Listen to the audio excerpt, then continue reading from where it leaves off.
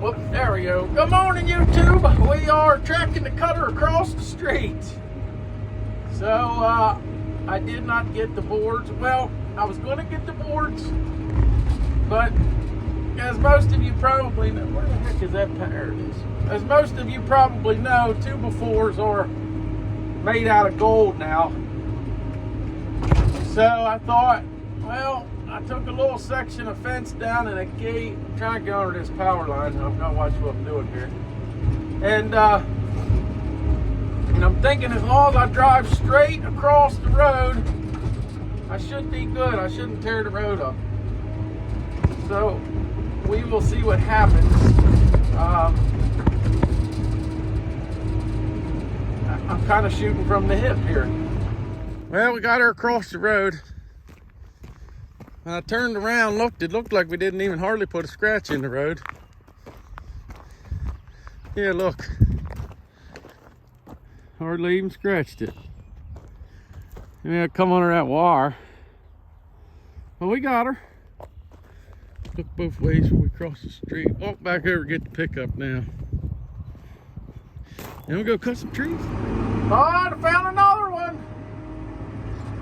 I done punched the front of this old girl, and I'm just gonna, I'm not even really clipping the whole side, just like clipping it on an angle. Kind of gives me a little bit more. See how I just kind of cut that corner off? And when I go past, I'll do the same thing over there on the other side.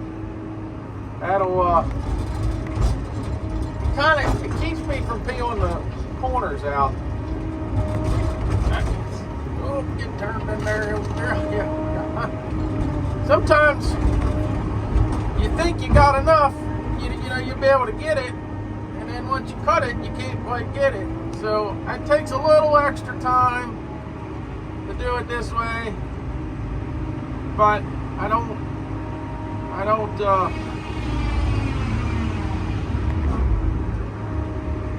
pretty much it's a fail-safe. It guarantees I won't bust the damn thing. And then it also helps me line up my back cut.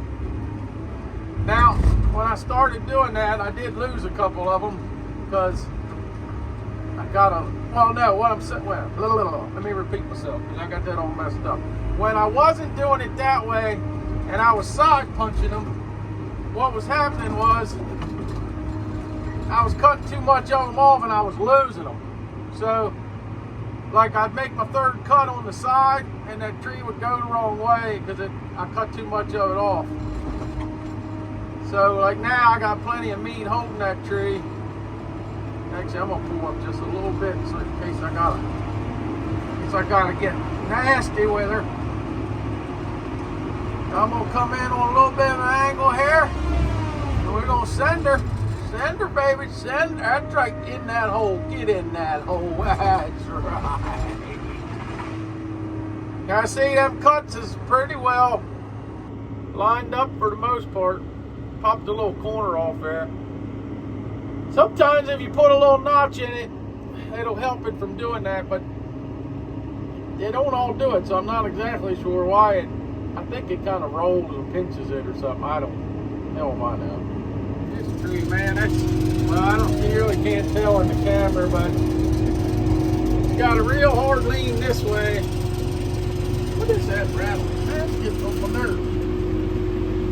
It's got a real hard lean going that way, and this tree I don't think will go out in the field and hit the fence, but I'm worried about it knocking those trees out there. So what I did was I did the same thing I just did on the last tree, except I didn't punch the third side.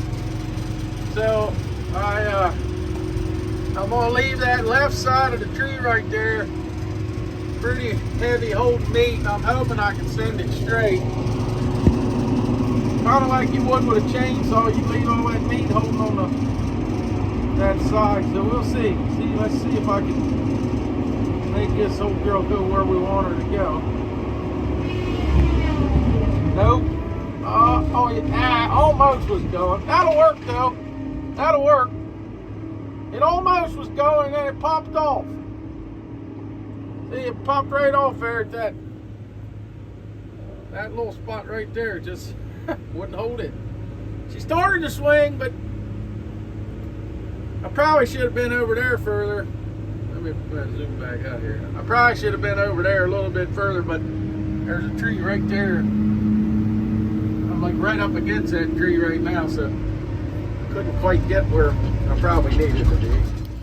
Well, we're back to having the tree cutter blues. This yesterday, I don't know, I had a handful of trees left to cut, and I had this side wrapped up. And all of a sudden, she just started puking oil everywhere. And I thought, daggone it, it's another hose. Well, it wasn't a hose. It was like a 12-cent O-ring that probably lost, I don't know, 5-gallon oil and put the machine out of commission. I'm not exactly sure. I'm sure there's some sort of reason why they switched over to these types of fittings. Yeah, the old, I think they call it JIC or J's, whatever it is. It's where the male end of the fittings tapered, and you know, there was no O-ring in those fittings. That, not sure whatever was wrong with that, but apparently this must be better. But yeah, I mean, we just ran into this, oh, I don't know, about 2 months ago on my buddy's Tiger Cat, same deal. And it was like an act of Congress to even get to that fitting where that fitting was at. And that's all it was an O-ring. Pulled it apart, put a new O-ring in it, and away we went. But, so, I mean, I guess I can't complain because at least it was cheap. It was a cheap fix. But, still aggravating. While I'm down now, I'm gonna put this plate up here back on. That buddy of mine that rented it, I guess he had to take this plate off to get to one of them hoses in there or something, and he didn't put the plate back on because the bolt holes were stripped out. So I'm gonna put nuts on the back side of them, because that's how this one is. It's just nuts on the back side. So yeah, we'll get this bad boy put back together and get to work. Alright, we're in the Skitter. We got maybe a half a load of logs left on the other side of the road.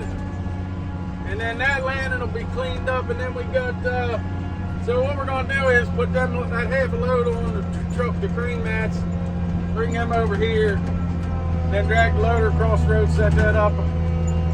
I got a buttload of wood on the ground in the woods back here, so I'm gonna start skidding. That way when they get that sorted out, it won't take long to cut a load and finish it up. That way Mikey can keep trucking and we can just keep it moving. Alright, let me turn around here. So yeah, I'm in the Skitter. The cutter's put back together. It's just sitting there ready to go to work whenever I'm ready. We're gonna drag some wood out. Cutting logs up this morning. Round and round you go. What pile it goes in, nobody knows. Mikey hauled one load out yesterday. He's pulling out right now. You can see him leaving right there. Yep. He's opening the gate to get out. I'm sticking fuel in the old cutter. Fun, fun, fun.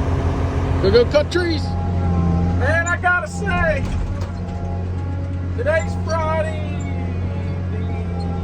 I think it's the 12th of May, and it's an absolutely gorgeous day today. I think the temperature's going to be up in the 80s, which is a little bit hot if your hand's stumping, but when you're riding around the tree cutter, riding around the Skitter with the air conditioning on,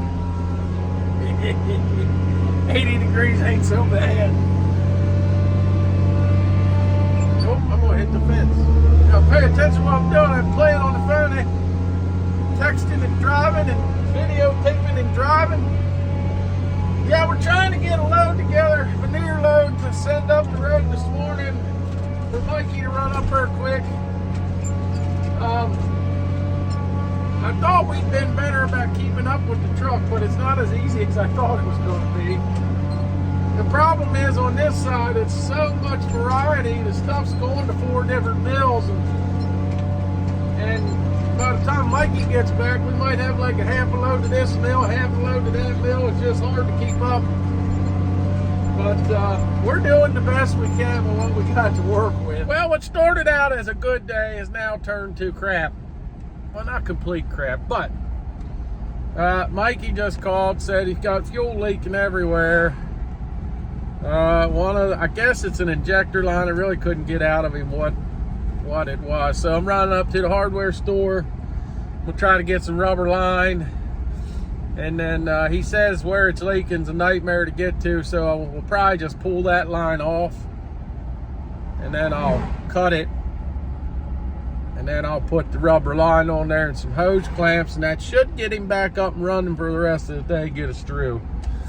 Till I can get new lines ordered. We'll see what happens. Stay tuned. All right, well, we got Mikey back on the road. I didn't get any video of the repair because we were on an exit ramp right around a turn. It was kind of luckily it wasn't a whole lot of traffic, but that was a little bit of a bad spot. What I ended up having to do was pull the metal line off. My theory with putting rubber line on it wasn't going to work because where it was broke. I mean, it would have worked. It'd have got us home, but it wouldn't have got us where he needed to go and keep running it. So I figured the hydraulic shop I used was only about 15 minutes north of where he was broke down. So I run the metal line up there, and he made me a rubber one with the right elbows on the end of it. So that's what we did. We replaced it with rubber. I'm going to replace the metal line, but this got him up and going. But where the rubber line runs around there, it's kind of rubbing. There really was no way to not rub anything.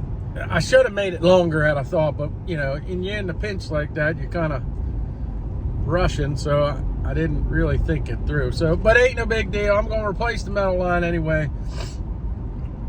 And then if the rubber line's in pretty good shape, I'll just save it in case something like this happens again. So now we're going back to the woods. All the trees are cut. Everything's drug out. So now it's just a matter of hauling them. And so I'm going to work on the cutter. I got a couple bolts stripped out. I'm going to drill out bigger and tap them and just got some maintenance to do. You know what I mean? You run that thing real hard, you kind of got to go over it and just tidy some things up. So that's what I'm going to do the rest of the day. And yeah, it's Friday. It's a beautiful day. It's going to rain all day tomorrow, so it ain't going to be a really great weekend. But is what it is, I guess. All right, what I got to do here is this hole and this hole is stripped out. I've rethreaded them, but they're just too egged out. Bolts won't, threads won't hold. But it holds this door on. So what I'm going to do is, I bought bigger bolts. I'm going to drill these out. I'm going to rethread them. And I actually bought longer bolts because this door's kind of bent a little bit. So I bought longer bolts, so hopefully they'll reach. And yeah, so I'll start drilling some holes with my $75 drill bit. You believe that? $75 for a drill bit. COVID still hurts. Well, I thought I was going to drill holes, but my drill bit is too big for my drill.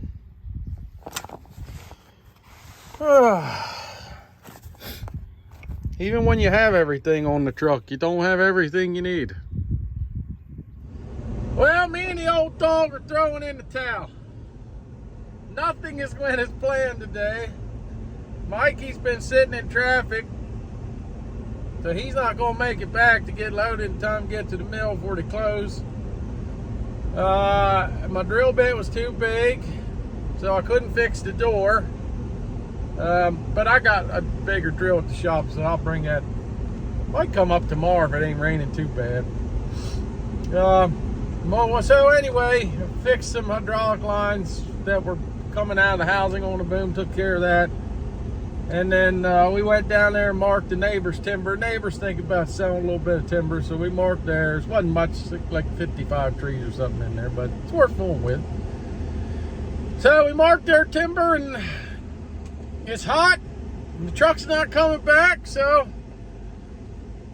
I guess it's time to go home and start drinking beer. Sounds like a good plan to me. So yeah, like and subscribe. Thanks for watching, and we'll see you on the next one.